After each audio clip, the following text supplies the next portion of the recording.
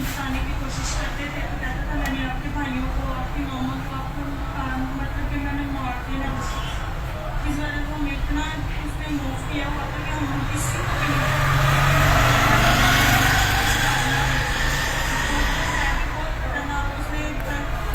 जनाब army chief साहब से, फील्ड मार्शल साहब से कहता हूँ, ये भी पाकिस्तान है, ये भी पंजाब है।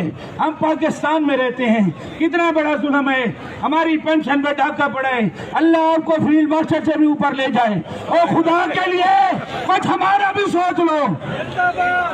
IMF से कहना चाहता हूँ कि पूरी दुनिया में GDP का 5% तालीम पर है और पंजाब से 0, उनकी तनख्वाह बराबर है। मैं कहता हूँ शर्म आनी चाहिए।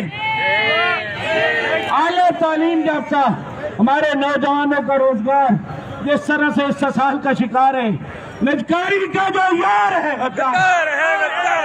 निजकारी का जो यार है, पेंशन का हक ऐसे रख, पेंशन का हक, पेंशन का हक, लीव एनकैशमेंट का हक, डिस्पैरिटी का हक। तो आखिर में पौल साहब का ये शेर, दूर करेंगे टेंशन, पूरी लेंगे पेंशन, इधर रख, इधर रख, जिंदाबाद, दूर करेंगे टेंशन।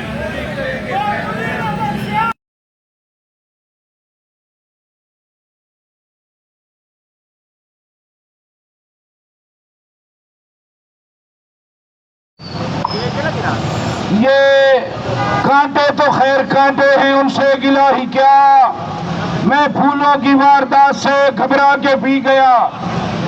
अफसोस का मकाम है कि वजीर आला पंजाब एक खतून थी और ये तवक्को की जा रही थी कि वजीर आला खवातीन के लिए टीचर्स की और असामियां पैदा करेंगी और मुलाजमीन के लिए वो मुलाजमीन जो रिटायरमेंट पे है, वो उस वक्त कोई PGI नहीं थी, सिर्फ नून लीग को वोट दिए सारी जिंदगी में। शाला मरियम नवाज साहबा, आपके बाप को वोट देने वाले एक तरफ नारे लगाते, एक तरफ रो रहे हैं।